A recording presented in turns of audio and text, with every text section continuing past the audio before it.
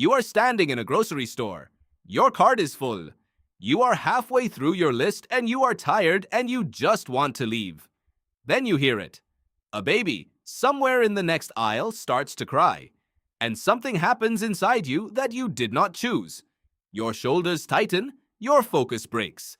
Your chest does something strange and involuntary. You cannot keep reading the label in your hand. You cannot ignore it. And the most disorienting part? That baby is not yours. You have never met that baby. You do not know its name. But your entire nervous system just responded as if something were wrong in your own home. Why does that happen? The real answer is far stranger than you think. It starts about 200,000 years ago. Maybe longer. Your ancestors did not live in houses with walls. They did not have neighborhoods or locks or schedules.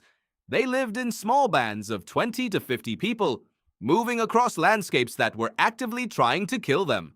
In that world, a crying infant was not an inconvenience, it was an alarm, a distress signal broadcast into an environment full of predators, a sound that could reveal the location of the entire group, a sound that, if left unaddressed, could end in death. Not just for the baby, for everyone nearby. So your ancestors evolved a response.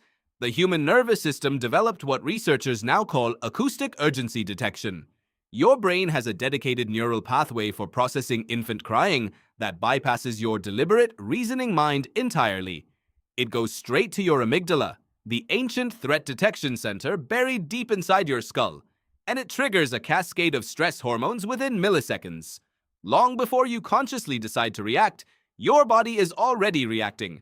Cortisol, adrenaline, a spike in heart rate, a narrowing of attention. This is not a learned behavior. You did not pick this up from your parents or your culture. You were born with it. Every human being on the planet was. In 2012, neuroscientist Morten Kringelbach and his colleagues at Oxford published research showing that the sound of an infant cry activates the brain's motor cortex within a fraction of a second. Not the emotional cortex, the motor cortex. The part of your brain that prepares your body to move. The part that gets ready to do something. Your brain, upon hearing a crying baby, begins preparing you to take action before you have formed a single conscious thought about whether you want to. That is how deep this goes. And here is the part that most people never consider. It does not matter if you are a parent. It does not matter if you have ever held a baby in your life. Studies consistently show that adults with no children, no younger siblings, no caregiving experience at all, still show the same neurological and hormonal response. The acoustic properties of infant crying, that specific pitch, that specific rhythm, that wavering rise and fall, are tuned to something in the human brain that predates any personal experience you have ever had. Researcher Sarah Brosnan at Georgia State University has described this response as a kind of biological override. Your reasoning brain can tell you to ignore it. Your ancient brain will not cooperate. But why that specific sound? In 2019, a research team led by Nicholas Mathavon at the University of Lyon analyzed infant cries across multiple species of mammals. What they found was striking. Infant distress calls across cats, deer, bats, and humans all share a cluster of acoustic features: high fundamental frequency, rapid amplitude modulation, a certain tonal unpredictability that makes the sound difficult to habituate to. That last part is important. Most sounds, if you hear them long enough, fade into the background. Your brain learns to tune them out. It is called habituation, and it is a fundamental feature of how your nervous system conserves energy.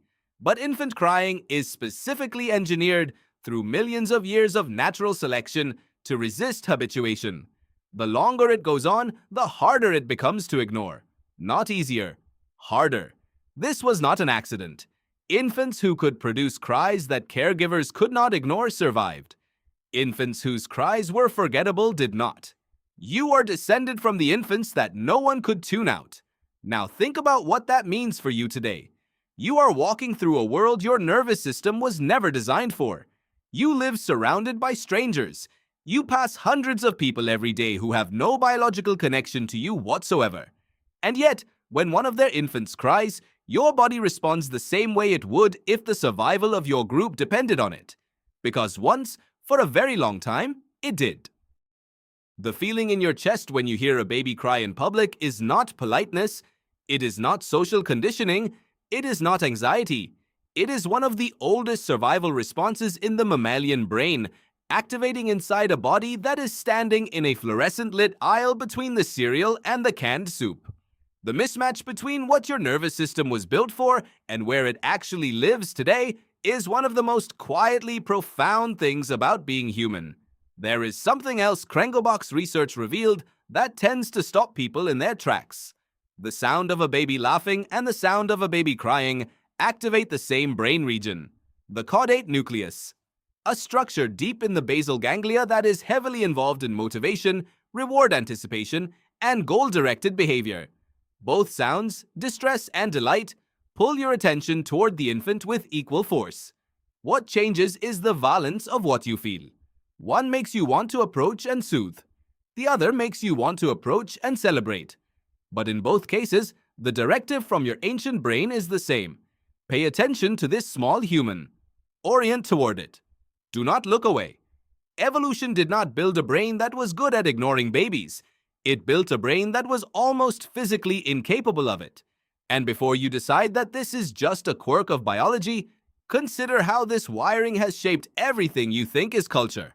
The near-universal human instinct to shush a crying baby in a quiet space is not rudeness toward the baby. It is your motor cortex responding to that acoustic alarm by trying to resolve the threat as quickly as possible. The specific discomfort you feel when a parent ignores a crying child in public is not a judgment call. It is your social threat detection system registering that a member of the group is in distress and the expected protective response is absent. Even the term "cry it out," that phrase that has generated decades of parenting debate, only exists because people recognize that the parental impulse to respond is so powerful that choosing not to requires deliberate, effortful override. You do not need a parenting philosophy to tell you to respond to a crying baby. You need one to stop yourself. Morten Kringelbach, in a later interview, put it simply. He said that the crying infant may be the most efficient attention-capturing signal that evolution has ever produced. More efficient than visual movement. More efficient than your own name spoken across a room. Your brain has been tuned to that frequency for hundreds of thousands of years. You have had it for a lifetime, and here is what ties it all together. Tonight, or tomorrow, or sometime very soon, you will be somewhere quiet and focused. Maybe reading, maybe working, maybe finally halfway through that grocery list, and somewhere nearby, a baby will cry. And before the thought even fully forms, before you have decided anything, something inside you will turn toward the sound. Your body will lean, just slightly, in the direction of a small stranger it has never met. And in that involuntary fraction of a second, you will be doing exactly what your ancestors did 200,000 years ago, in the dark, in a world that was trying to kill them. You will be listening. Because some alarms your body decided long before you were born are simply not allowed to be ignored. You were standing in a grocery store. Your cart was full, and a baby started to cry. And now you know it was never really about the baby at all. It was about every baby that came before it, and every human being who turned toward the sound and made sure your line survived long enough to reach that aisle.